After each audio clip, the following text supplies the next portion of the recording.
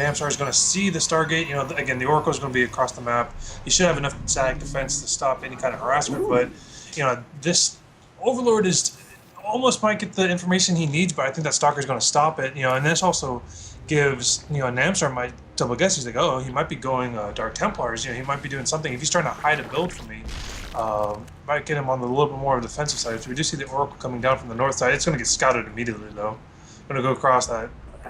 You know, Zergling and Overlord. You know, there should be queens in place. There will be queens in place, and there's already a number of spores going up. The Oracle can just hope to get 1 or 2 kills right here, and actually will achieve a total of 3, but with the second queen coming in, actually, I think it's going to go down here. Gotta be... Oh, it does go down, barely. It does go down. Gets 4 drone kills, which is not too bad, but it kind of ruins the element of surprise. You know, if you get an Oracle unchecked and unspotted into an undefended base, you get 10 kills, no problem, and that's what Marsman was going for, but unfortunately... he didn't get it down, so, you know, he does see his opponents on 3 saturated bases, so now that's kind of like, okay, I need to get a third base going, I need to get an army going, because I'm about to be overrun here soon if I don't put some kind of dent into this, or match them in bases. Not only does Marsman need to get up his third base, but also with that Oracle, he did not spot the Roach Warren of Namshar or the Evo Chamber. He's not going to know that's going to be a big Roach push. Albeit, you can kind of assume, okay, probably need to get a Robo out, but from Marsman, we saw Stargate into Twilight. He is not going to have any Immortals out to do anything about this attack, and we'll just have to see, man, how good is your defense and how good are your force fields with, what has he got here, 9 sentries. Yeah, 9 sentries, and the force fields are great against roaches. I mean, you can split them up, but at the same time, you know, Namshar just, you know, he's knowing that he saw all the sentries. He's like, okay, there's going to be force fields. I'm going to get burrow. I'm going to get movement. And I'm going to get +1. So he's going to be so far ahead, like not only in upgrades, but just be able to deal with those sentries. Like we do see the +1 going down for our Protoss player. However, it's not going to matter much when those roaches are going to be able to burrow and move underneath the force fields. And, you know, the sentries aren't that strong. They're very not that strong. They're just really good crowd control. But roaches are just going to two-shot them, not a problem right now. The Roaches will do an amazing job versus them, but for now, the third base actually does have a cannon up for Marsman, and we'll see where he engages, though. He will manage to take out 2 Roaches here, I think, and that's good, but like I was saying, this third base, this is where he's going to defend, and maybe that'll provide an opening to hit the natural, or at least take out the gateways of the natural because of that cannon. It's still kind of Marsman. He is not, sorry, Namshar, he has not made his decision maybe to go in a tunneling clause or something, and could potentially even cancel Burrow if he wanted to at this point, seeing that cannon. Yeah, no, you just got to kill it. Yeah, so we do see he's focusing the cannon, but we do see the photon overcharge on the Nexus. He's just trying to get around. He's going to try to get some probe kills on it. He's trying to split the army up, coming in from that north position and attacking this third base. But again, he's just like poking, prodding. We do see the burrow come into play. We see 14 Hydralisks coming out, which is going to be amazing. It's going to, with plus the range upgrade on the Hydralisk, he's going to be able to take out those stalkers and sentries from behind the force fields, no problem. And so we do see a huge push coming from Marsman. I don't know if Namshar's ready for this and or sees it coming.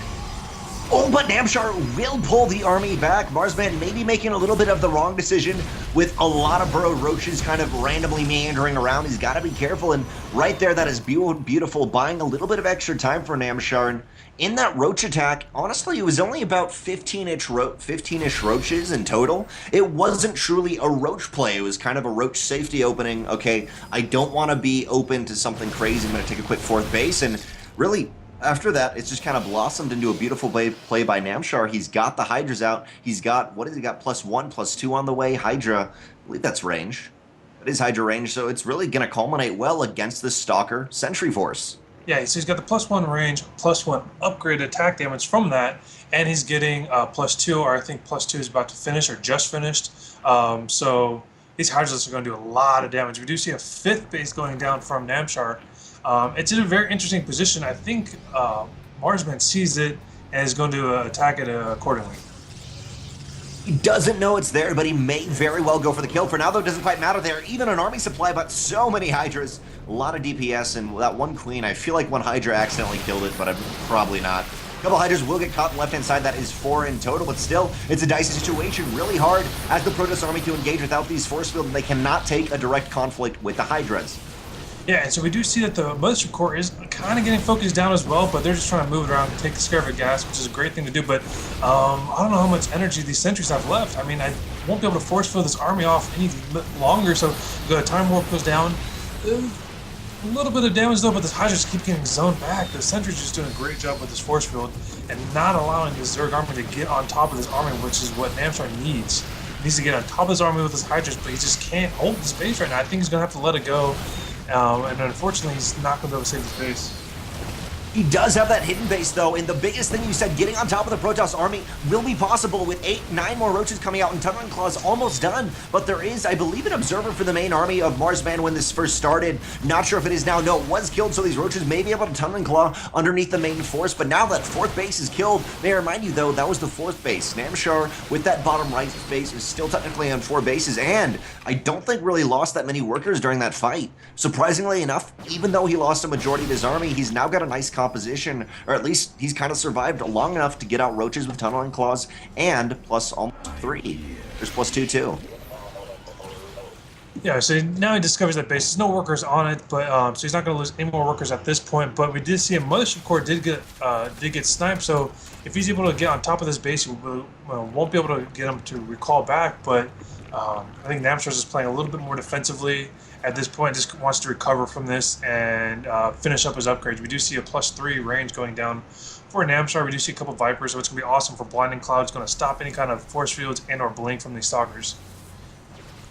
That +3 range on the way will be beautiful, but that is still roughly 3 to 4 minutes away. He'll be going, as you said, Draven, into Vipers with Blinding Cloud. That may be beautiful, but we're going to have to see a nice concave. Namshar needs to engage without these kind of force fields inhibiting him. We'll see if that can happen now, because there's a beautiful concave here for Namshar. Nice aggressive blink kind of back and forward will pull Marsman out, but for now, we'll see how the Sharking Roaches do. Kind of hanging about here at the bottom of the ramp, and it's all going to come down to how Namshar takes his engagement. And we see Marsman saying, you know what, I don't want you to take the engagement. Let's turn it around. Let's hit the other base. Yeah, like I was saying before, with these choke points, it's really hard for Zerg to get into these choke points. As you can see right there with those queens, it gets really hard to get on top of these certain bases, especially with this mass stalker count. I just feel like Namshar just needs a lot more better engagement. He needs to split his army, try to attack from both angles, prevent all the force fields from going down all at once. He's not going to be able to take this fight head on like he's trying to do. We do see force fields go down, the Roaches get burrowed to move back underneath it, but those Vipers, unfortunately, aren't doing much at the moment. The Vipers are ready for those Blinding Clouds, but the main army of the Zerg player, Namshar, he needs to get in a better position in on top of Marsman, and this may be the time for him. There's only 3-4 sentries of the main army. There is an observer, so he cannot quite shark his way into there, but for now, Namshar has kind of changed the angle of, or the tide of battle, pushed him back, and as you were talking about, actually, Namshar does spot that Warp Prism going up there.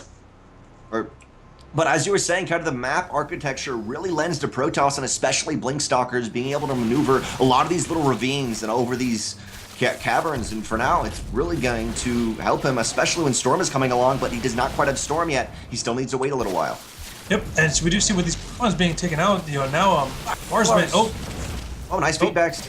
Feedbacks on the Overseers, though, so it's just, he's just there just for the vision, thankfully there's no Dark Templar, so those Overseers are great, but not providing that much intel at the moment. We do see Stalkers, we do see the Storm being researched as well, but it's hard to say where this fight's going. I'm not too sure on the upgrades for Marsman, but 3 of 3 is about to finish. Excuse me, +3 range is finishing, +2 armor just finished.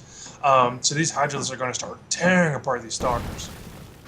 These Hydralisks will start tearing apart those Stalkers, and with the Blinding Clouds, even better. Yes, there's a concave right now for Marsman, but he's actually kind of fighting into these Blinding Clouds. He needs to pull back and need to get into a better position with it, but with this much DPS, there's just so much coming out, and Namshar desperately does the aggressive blink forward, and it may clean this up. Actually, it's going to clean this up, but off the back of this, 15 Roaches, another Viper on the way, and all that Marsman is doing is making Stalkers. Yes, Storm is on the way, but there's no High Templars kind of in the back saving up whatever. He's going to have to rely completely off of his blanks.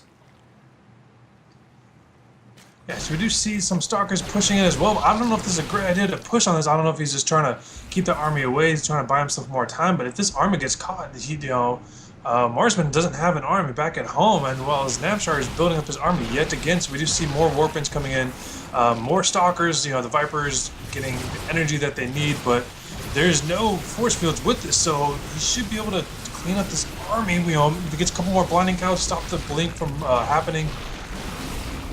It's hard. He does now have the Blinding Clouds, but it's got to be so careful, especially facing, 37 Blink Stalkers. Easily they can get out of that position, and they just do not want to blink aggressively and sacrifice their mobility against these Blinding Clouds. There, another Blinding Cloud is down, 11 more Roaches, 6 more Hydras on the way, and much better upgrades. Namshar, he is pushing this back, but the Stalkers are trading so efficiently. Yeah, he got rid of that Warp Prism, which is great, so that means there's no more enforcement for the Stalker, and the Stalker's backed up in the corner. They're not going to blink back, they can't blink back any further, so this Stalker army hopefully gets cleaned up, but I don't know what Namshar's doing. He's like kind of dancing around. He didn't focus anything down, so these Stalkers are going to get cleaned up. Namshar technically defends this, and now he's kind of up in the lead. Almost looks like he has doubled the army supply. We do see a couple High Templars back at home for Marsman, so we'll see what he takes. We have 4 bases on 4 bases. As a Zerg player, especially being 20 minutes in, you don't want to be even bases with a Protoss army. But we do see 3 armor finishing. We do see that upgrade for, I believe, for the Ultralisk. Yeah, it is. It is chitinous plating coming down for Namshar. He wants to transition to that. He doesn't have that much gas and stuff, though. He's been throwing away a lot of Hydras, and it looks like he's going to try to make this final push here, moving across the map. Even though it is even base-wise, he's still got a decent 50 to 60 army supply lead, and it's going to come again down to the blinks. But we've seen, as I was saying, Marsman just trade a little bit more efficiently. There was a decent bank, though, for Marsman after that last fight, and he was able to get somewhat of a remax, kind of. We'll see how good the storms are, though, Draven. It's going to come down to that. Yeah, so the High Templars are kind of dancing around in the background. There is no Mothership for this, so there's no Photon overcharge for this army. I don't know why he hasn't remaxed that back out yet, but the army supply is definitely in favor of Namshar, but the engagement is in favor for Marsman. If you get the angle, we do see good storm Oh, beautiful feedbacks. And the Hydralisk just kind of sat in the storm the entire time. We do see the Overseers are kind of floating around, giving some kind of vision. But they sniped that base, which is great. We do see a kind of a counterplay going north, coming in from the north side of this army, but it seems like an even engagement so far. As soon as the +3 finish for armor for those Hydralisks, they're going to stay alive for a little bit longer. GG gets called. And GG gets called. Dang, that was very close. That was a lot of back and forth. Those blinks were definitely, the reason why, but however, unfortunately, he wasn't able to keep up with the upgrades, and the 33 of Zerg is going to tear apart a no-upgraded Protoss army. That 3-3 definitely will tear apart the Protoss army, but honestly, I'm incredibly surprised Marsman was able to survive and trade that evenly for as long as we saw that he did. Honestly, for a very long time in the early game, I mean, he pressured the 4th base of Namshar and actually eventually killed it, pulled back, and then traded pretty darn evenly with 3-1 Hydras. That is hard to do.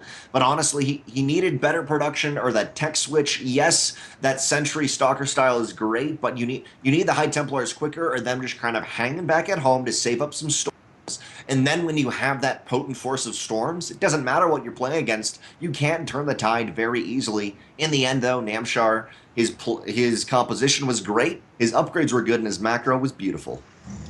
Yeah, it was awesome play, and he was pushing towards the end, and I was saying, like, he probably shouldn't be. He's going to lose his army, and he kind of blinked himself into a corner, and then that was kind of it. He wasn't able to remax from that. He never rebuilt his mothership core. He wasn't able to recall. Didn't have the photon overcharges, unfortunately. So, but it was great play by either player. Could have gone either way. That's why with Cactus Valley, I'm just not 100% a fan of this map for that reason. Like, the Zerg mechanics is a little bit harder when you're playing against Protoss. Definitely, it is an issue for Zerg a lot of the time in the map architecture. The map architecture, as I was saying, really lends to the kind of more mobile Blink Stalker plays. Maybe a Zerg, even though it's kind of out there, you could go like mass speedling, whatever. You just need a little bit more mobility, but nevertheless, it is hard. Thankfully enough, though, that was game 1, and thankfully after you play a map, you say, you know what, not doing that anymore. We're on game 2, which is going to be Coda. Much more standard. It will be a 2-player map.